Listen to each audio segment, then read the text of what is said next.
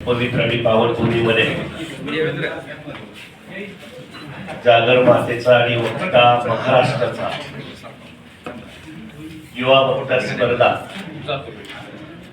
वेगवेगळ्या गटामध्ये या ठिकाणी संपन्न होत्या आहेत. संपन्न होत असताना या कार्यक्रमासाठी उपस्थित असलेले या संकुलाचे प्रमुख प्राचार्य आदरणीय पवार सर, त्यांच्या सोबत उपस्थित असलेले आदरणीय बापूजी, नवनिर्वाचित सर्व नगरसेवक, तडफदार नगरसेवक बांधव, पत्रकार मित्र, परीक्षक म्हणून उपस्थित असलेले सर्व मान्यवर परीक्षक,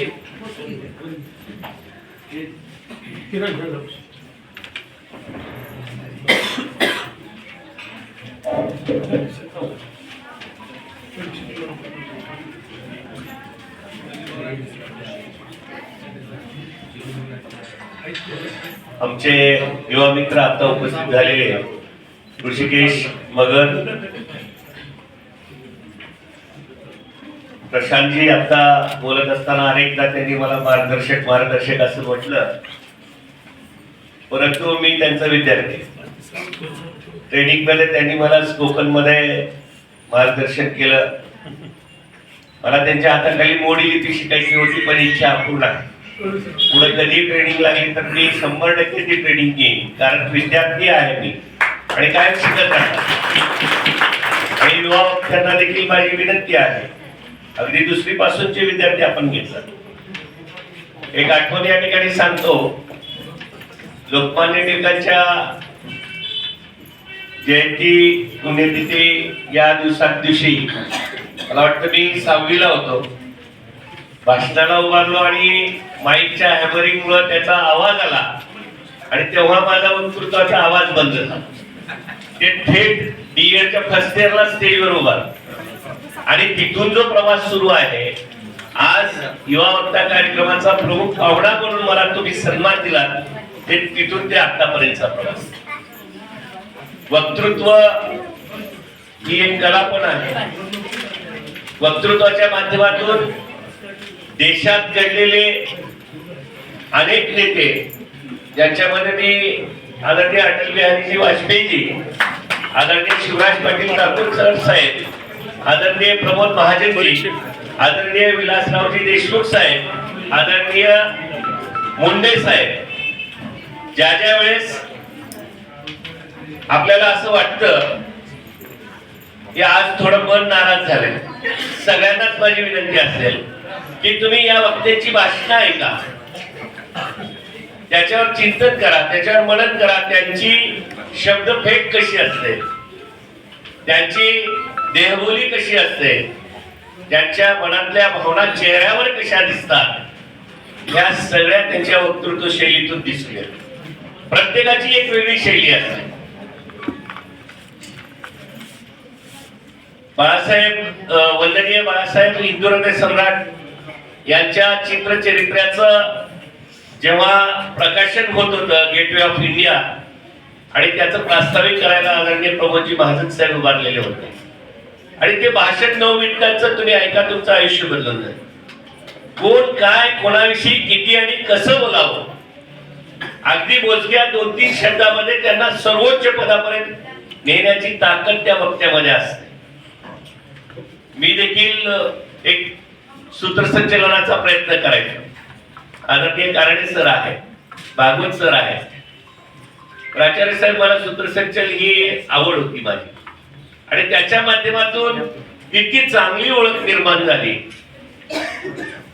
25 ऑक्टोबरला शिक्षक पदाचा राजीनामा दिलो, 28 ऑक्टोबरला फॉर्म भरलो आणि पुढे 28 दिवसात आमदार झालो. त्याचं मूळ कुठं आहे तर वक्तृत्व आणि सूत्रसंचलनामध्ये आहे. उमरगा शहर परिसर असेल किंवा राज्यातला कुठलाही मोठा कार्यक्रम उमरग्यात असेल, त्या कार्यक्रमामध्ये सूत्रसंचलन करायची संधी मिळाली. अनेक ठिकाणी विद्यार्थ्यांना मार्गदर्शन करायची संधी मिळाली, आणि ती मिळाल्यामुळं लोकांमध्ये आपली प्रतिमा पोहोचवण्यामध्ये आपण यशस्वी झालो. 3 टर्मचे आमदार माझ्या समोर होते, सत्तेतले आमदार माझ्या पुढे होते, तरी देखील या काही महत्वाच्या वैशिष्ट्यपूर्ण गुणांमुळे लोकांनी त्या ठिकाणी स्वीकारलं. आज अगदी लहानपणापासून आपण या विद्यार्थ्यांना वक्तृत्वाची सवय लावतो, पण माझी विनंती असेल की पोपटपंची वक्तृत्व नको, पाठांतर केलेलं वक्तृत्व कामाला येत नाही. मान्य आहे तुम्ही अगदी लहानपणी 2री, 3री, 4थीच्या दरम्यान ठीक आहे, परंतु जे 5वी, 6वी, 7वी, 8वी पासून जे पुढले वक्ते आहेत, विद्यार्थी आहेत, त्यांना त्यांच्या वक्तृत्वामध्ये समाजात घडणाऱ्या गोष्टींचा उल्लेख कसा करता येईल याचाही आपण बघितलं पाहिजे. आणि जेव्हा संदर्भ असे घेतो,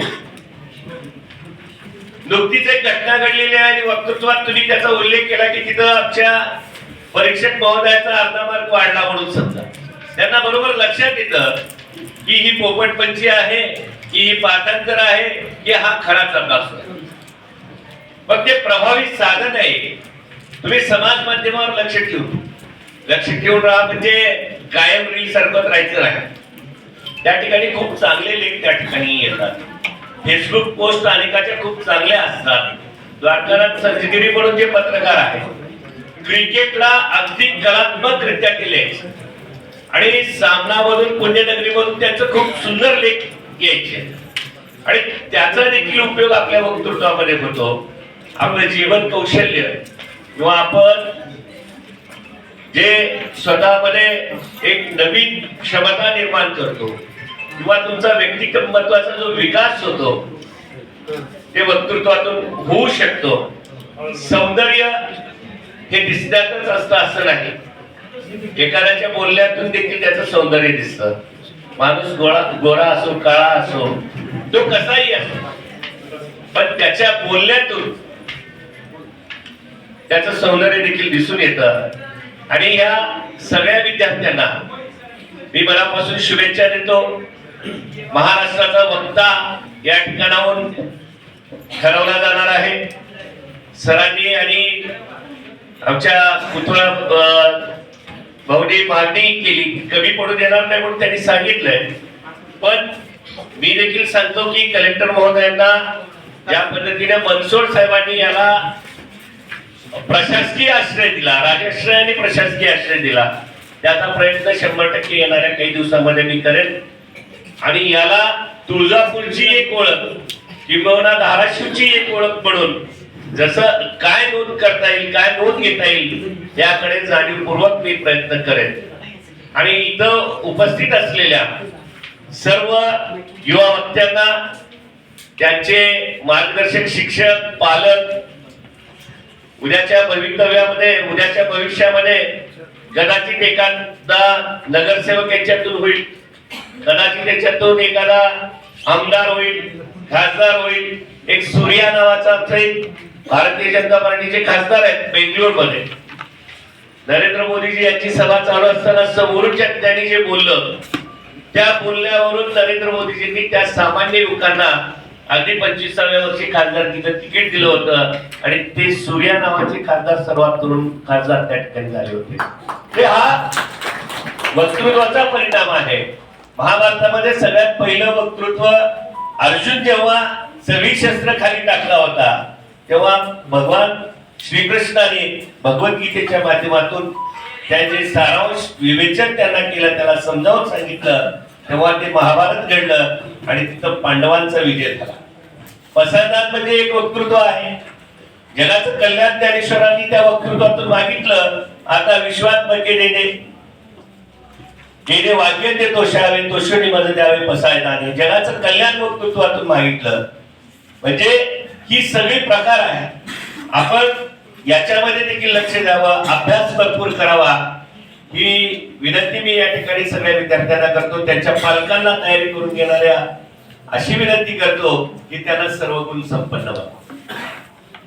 जगात काय चाललंय, आपल्या बाजूला काय चाललंय, आपल्या तालुक्यात काय चाललंय, आपल्या जिल्ह्यात काय चाललंय याची देखील जाणीव त्याला करून द्या. आज आम्ही कधी कधी खेळानं म्हणतो की आमचे विद्यार्थी व्यावहारिक ज्ञानामध्ये कमी पडतात.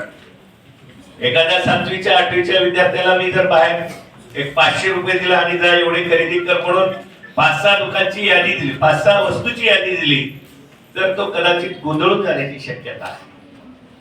तर असे विद्यार्थी आपण न घडवता आपल्याच विद्यार्थ्यांना हे सगळे अनुभव देत राहा. स्पर्धेमध्ये येणं ही सगळ्यात मोठी गोष्ट आहे. माईक समोर उभारणं ही दुसरी मोठी गोष्ट आहे. त्याच्यात क्रमांक मिळवणं हे चांगलं आहे. त्याच्यात या स्पर्धेतून दुसऱ्या स्पर्धेमध्ये जाऊन चांगल्या पद्धतीचं यश मिळवणं हे आपल्या भागाचं तुम्ही नाव कमवणं आहे आणि ते तुम्ही नक्की कराल. स्पर्धेतलं यश आणि अपयश महत्वाचं नाही, तर तुम्ही इथे येणं, व्यक्त होणं, एवढ्या मोठ्या महोत्सवावर व्यक्त होणं हे अतिशय महत्वाचं आहे. मी इथे येणाऱ्या सगळ्या विद्यार्थ्यांचं मनपूर्वक कौतुक करतो, त्यांना खूप खूप शुभेच्छा देतो आणि या 17व्या वर्षामध्ये आपण एक प्रमुख पाहुणा म्हणून, तुमच्यातलाच प्रमुख पाहुणा म्हणून मला बोलवला, यथोचित सन्मान केला. आणि साहेब, मी तुमचा विद्यार्थी आहे. धाराशिव बीएड मध्ये जस्ट आमदारकी झाल्यानंतर बीएड ची दुसरी परीक्षा दिली आणि एका आमदाराने बीएड ची परीक्षा पास झाली असं देखील पेपरला बातमी आली होती. आणि त्याबद्दल देखील तुमचं मार्गदर्शन, म्हणजे या संकुलाचं मार्गदर्शन मला मिळालेलं आहे. इथं निवडणुकीचं प्रशिक्षण देखील मी घेतलेलं होतं. पुढे मला माहित नव्हतं की मी लोकसभेमध्ये निवडणूक ट्रेनिंग घेतलो, निवडणुकीची ड्युटी केली. इतकंच नव्हे तर आमदारकीचा फॉर्म भरणार होतो, पहिली ट्रेनिंग केलेलं होतं. हे सगळं तुमचे आशीर्वाद आहेत, विद्यार्थ्यांचे आशीर्वाद आहेत, तुम्हा सगळ्यांचे सहकार्य आहे. पुन्हा एकदा तुम्हा सगळ्यांना खूप खूप शुभेच्छा देतो. पुन्हा भेटण्यासाठी आश्वासित करून या ठिकाणी थांबतो. धन्यवाद. जय हिंद, जय महाराष्ट्र.